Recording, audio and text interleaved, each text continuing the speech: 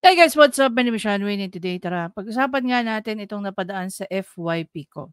Bibigyan ko na kayo ng disclaimer. I'm not a fan of Banat Bay. I'm not even a basher. I don't watch his video as much as other people are doing. No? Bihirang-bihira ko lang pong napapanood si Banat Bay. Either pag bumibisita ako sa bahay ng mga Tito Rap at saka Tita Emily, yan, naabutan ko sa Tito Rap.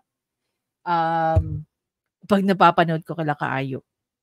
Okay? So, this is gonna be the first time na mapapanood ko ang full video ni Banat Bay. And, ba't ba tayo magbibigay ng reaction? Kasi mas lalong naging questionable sa akin yung mga iba pang topics ni Banat Bay na binabatikos din ng ibang mga nagbibigay ng komentaryo at reaksyon. So, dito, no, kinikriticize niya si Atty. Libayan. As you all know, tayo, kilala naman natin si Atty. Libayan. We know the issue about the debate. We know the story of the debate. We also know the story doon sa pagkakaso kay Atty. Libayan. So, gusto ko lang magbigay ng linaw dito sa mga sinasabi ni Banat Bay. 'Di ba?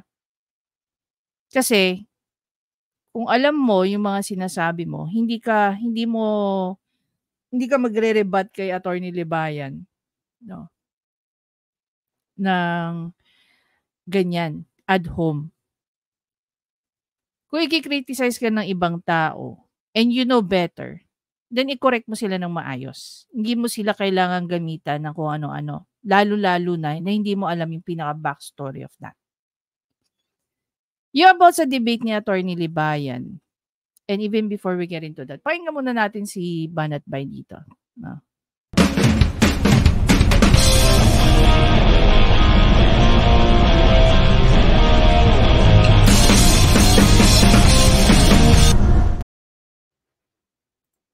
Ka, padala mo to doon sa talunan na abogado na may kaso na may warrant na di Ako na magpapadala. umano, ha? At nagpiyansa lang daw. Ayan. It's very normal. No, take note, he's taking the side of Pastor Kibuloy. It's very normal pag may naging kaso ka, may probable cause na sinasabi, is kung bailable ang isang kaso, so magbe-bail ka. Samantalang si Pastor Kibuloy, no, nang hamok ng pagkaso, so kinasuhan na. Ano na nangyari? Bailable naman po yung kaso ni Pastor Kibuloy. Pero, nasan siya? Di ba nagtatago? Now, if I'm going to compare Pastor Kibuloy and Atty. Libayan, obviously, si Atty. Libayan nag-bail. So, ano masama doon? Alam mo ba yung laman ng kaso? Alam mo ba kung ano yung nakalagay sa mga kinaso? 'Di ba? Paano kung kami naman na magkaso? Iba-vlog niyo rin ba? Of course not. Nakalaya. Sabihin mo doon sa abogado na yon. So, dito pa lang, ad hom na kayo. Samantalang, pinanood ko, no? Ako, patas akong tao. Alam naman ninyo yan. 'Di ba? Criticize kayo ni Atty. Libayan dun sa manner of questioning nyo kay Atty. Topacio. Tapos in retaliation, in rebuttal, ito yung sasabihin mo kay Atty. Libayan. Hindi mo nagustuhan yung manner ng pagtatanong nyo mga banatero. Kaya dyan mo iaano si Atty. Libayan. 'Di ba? Bago siya mangiilam sa amin, pakialaman niya muna yung talunan siya. Yung mali-mali siya, lahat ng mga sinasabi niya, puro mali. Lahat ng advice niya, puro mali. Ang intindihin na lang niya yung mga sobrang dami niyang kaso. At yung mga ipinahamak niya, ang mga vlogger niya, na nakasuhan din. Yun na lang ang intindihin niya. Ang dami niyang iniintindi sa... For the record, no, I really don't think that I really don't think that Atty. Libayan drag us. Okay? In the first place, hindi naman niya kami bataan eh. Hindi niya kami mga bayaran gaya ng mga sinasabi na vlogger daw kami ni Attorney Libayan. Talaga ba? Kung meron man na itutulong sa amin si Attorney Libayan, yun yung binibigyan niya kami ng pro bono service niya. Full service tong pinag-uusapan natin. 'Di ba? Nayu-utilize namin kaming mga kinasuhan ni Raffy Tulfo. Full service ang binibigay sa amin ni Attorney Libayan with zero. As in, wala kaming binabayad sa kanya. Dahil wala kaming pambayad sa kanya eh. 'Di ba?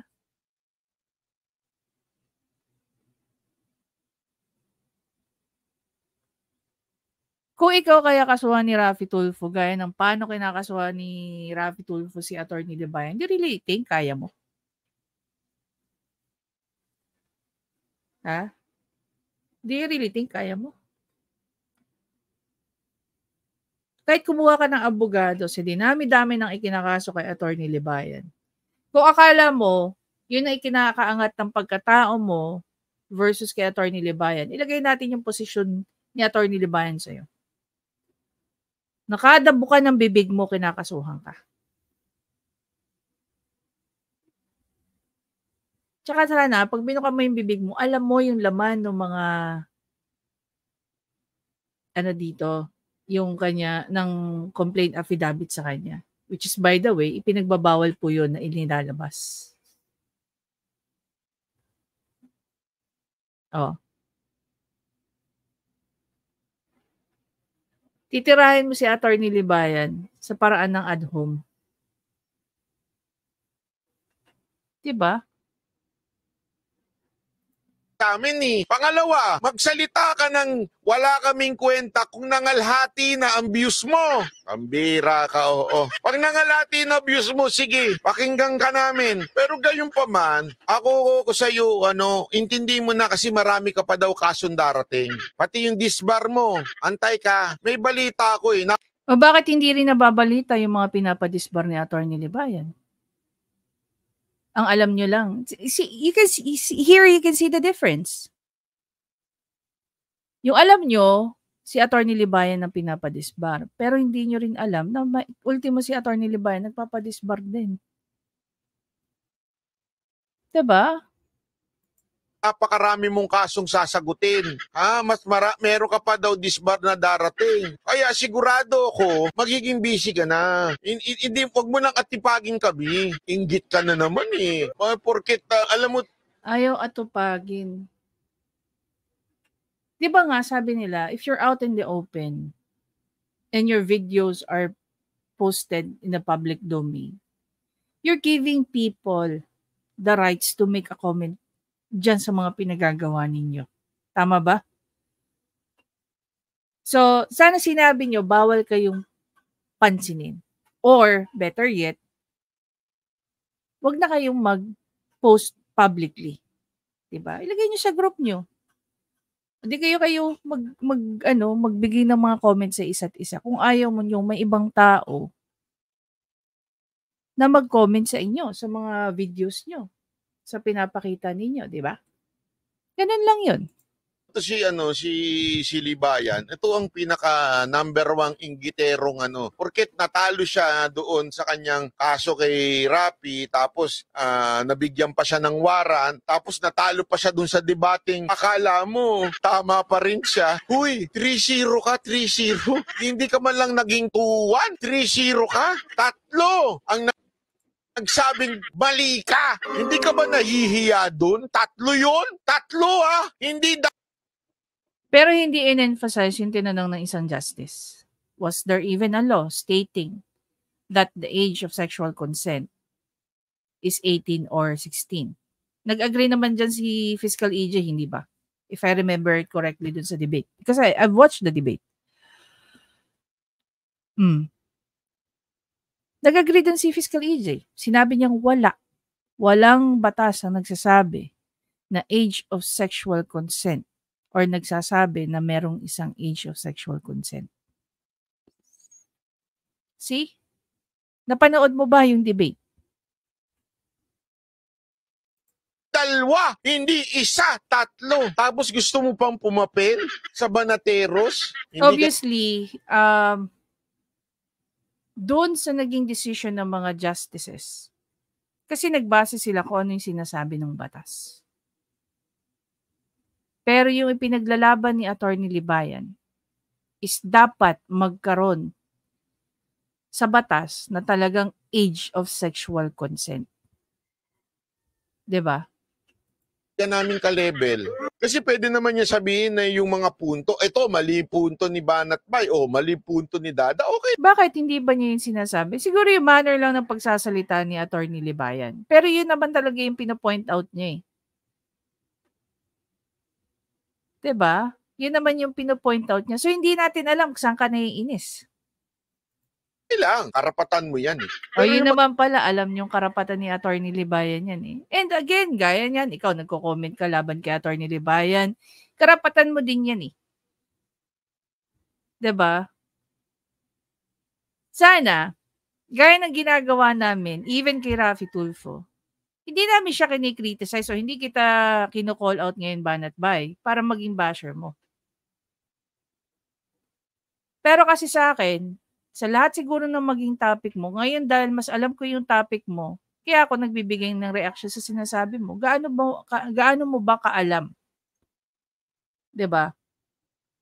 Yung mga ikinaso kay Attorney Libayan. Pangalawa, dahil brinotap mo yung tungkol dun sa debate, naandun ka ba to watch the debate? Ano ba yung pinaka gusto mong ipahiwatig dun ni Attorney Libayan? Sa'yo na rin ang galing, karapatan ni Attorney Libayan na mag-comment, 'di ba? Ampunahin ka. Kung gusto niyong tingnan yon as puna, then good for you. Pero kung feeling yung inatake kayo, then mali siguro ang naging interpretasyon nyo. 'Di ba? Magyayabang ka na, di kay bagay magseryoso. Paulit-ulit naman yung tanong, ikaw, Hindi ba? Kasi paulit-ulit. Eto pinanood natin. 'Di ba paulit-ulit din naman kayong sinagot ni Attorney Tipasio. Sa mga tinanong nyo, binigyan lang niya kayo ng pare-parehong mga sagot. Hindi ba paulit-ulit yun? paulit-ulit na talunan. At least sa amin yung tanong ang paulit-ulit. Ikaw, paulit-ulit kang talunan. Hindi. Ay, ano mas gusto ninyo? Paulit-ulit yung tanong? Isa kasi kailangan natin ng paulit-ulit ang tanong para talaga maidiin eh. Di ba? May mga ganong importante yun, paulit-ulit yung tanong para ididiin talaga natin, para mapiga natin yung tinatanong natin. Di ba? Yun na importante. Yun eh. Yung kanya, hindi paulit-ulit ang tanong, paulit-ulit na tanga. Ay, sorry. Paulit-ulit na katangahan. Di ba? Paulit-ulit kasing talo eh.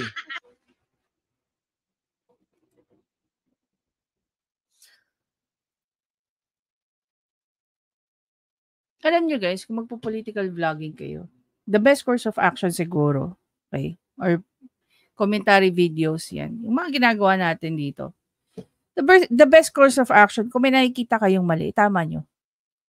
Ibigay nyo yung tamang information.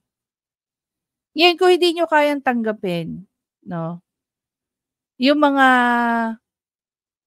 nagiging kritiko sa inyo, yung mga na nakikriticize sa inyo, then might as well, wag kayo dito.